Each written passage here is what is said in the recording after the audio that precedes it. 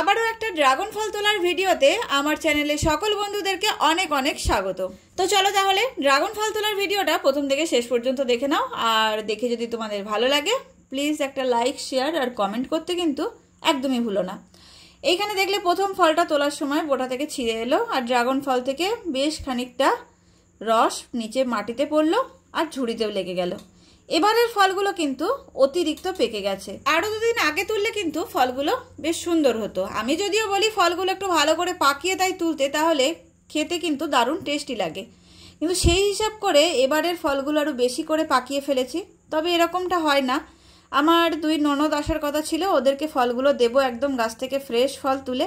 তো এই করতে গিয়ে ফলগুলো এতখানি পেকে গেছে যে বোটা থেকে আমি ফ্রেশভাবে তুলতেই পারছি না।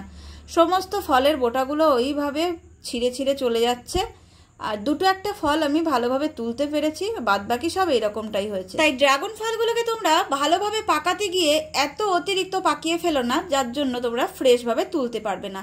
এই ফলটা কিন্তু একটু ফ্রেশভাবে তুলতে পারলাম, বোটা থেকে বেশ ভালোভাবে ছিঁড়ে এলো। এছাড়া অতিরিক্ত পেকে গেলে দেখবে ফলের মুখগুলো কিন্তু ফেটে যায়, আর এমনিতেই তো ফল আসলে গাছে ফুল ফল থাকলে পিঁপড়ের উৎপাত লেগেই থাকে। তো সেই পিঁপড়েগুলো কিন্তু ওই ফাটা অংশ দিয়ে ফলের ভিতরে ঢুকে যায়, ফলগুলোই নষ্ট হয়ে যায়। তাই এত অতিরিক্ত পাকাতে কিন্তু যেও না তোমরা, একটু দেখে শুনে তাড়াতাড়ি তুলে নিও। তো চলো, সেই যখন পিঁপড়ের কথা উঠলো, অনেকেরই কমেন্ট থাকে গাছের পিঁপড়ে কিভাবে তাড়াবে। অনেক ভিডিও কিন্তু আমি আমার চ্যানেলে দিয়ে রেখেছি। যারা নতুন নতুন আসছো চ্যানেলে, তারা কিন্তু প্রায় আমাকে বলছো কমেন্ট করে যে দিদি পিঁপড়ে তাড়াবো কী করে। যারা পুরনো বন্ধু আছো তারা তো জানোই, পিঁপড়ে তাড়ানোর জন্য কিছু ঘরোয়া টিপস আমি শেয়ার করে রেখেছি। তোমরা জানো আমি খুব বেশি ড্রাগন গাছে কীটনাশক ব্যবহার করি না, একমাত্র কাকা না হলে নিম তেল, এটা একদমই জৈব কীটনাশক। তো এগুলো আমি মাঝে মধ্যে ব্যবহার করে থাকি। তো যারা পুরনো আমার চ্যানেলের বন্ধুরা আছো তারা তো জানোই আমি পিঁপড়ে তাড়ানোর জন্য কি কি ব্যবস্থা বলে রেখেছি। তো এগুলো করলেই যথেষ্ট। পিঁপড়ে যে খুব অতিরিক্ত ক্ষতি করে তা কিন্তু করে না। ড্রাগন ফল গাছে যখন দেখবে ফুলের কুড়ি এসছে, সেখান থেকেই পিঁপড়ের আসা যাওয়া লেগে থাকে। আমার গাছেও প্রচুর পিঁপড়ে ঘুরে বেড়ায়, তবে সেগুলো কিন্তু কালো কালো পিঁপড়ে। অনেকবারই তোমাদের ভিডিও করে দেখিয়েছি, সেগুলো যে আমার গাছের ফুল ফল প্রচুর নষ্ট করছে তা কিন্তু না। ন্যাচারালভাবে যেগুলো নষ্ট হওয়ার ফুল সেগুলো হবেই, ওটা নিয়ে চিন্তা করার মতো কিছু হয়নি। তবে যে সকল বন্ধুদের ড্রাগন গাছে কালো কালো ওই বড় বড় পিঁপড়ে ছাড়াও ছোট ছোট লাল পিঁপড়ে হয়েছে, তাদের হয়তো ব্যাপারটা একটু আলাদা। তাই পিঁপড়ে তাড়ানোর চেষ্টা সবাই করো, তবে বিশাল যে চিন্তা কিছু আছে তা কিন্তু নেই। তোমরা বাড়িতে নিম তেল বা কাকা দুটোর যে কোনো একটা এনে রাখতে পারো, মাঝে মধ্যে গাছে স্প্রে করে দাও। ফুল ফল যখন থাকবে, মানে ফলের সিজনটা, মাঝে মধ্যে স্প্রে করতে থাকো।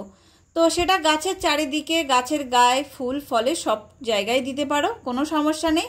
মাঝে মধ্যে দিলে দেখবে পিঁপড়ে অনেকটা কম হবে। একেবারে যে চলে যাবে তা বলবো না, কারণ এই সময়টা বর্ষার সিজন থাকে। হয়তো নিম তেল বা কাকা তুমি স্প্রে করলে তারপরেই বৃষ্টি হয়ে গেল, আবারও দেখবে একটা দুটো পিঁপড়ে আসবে।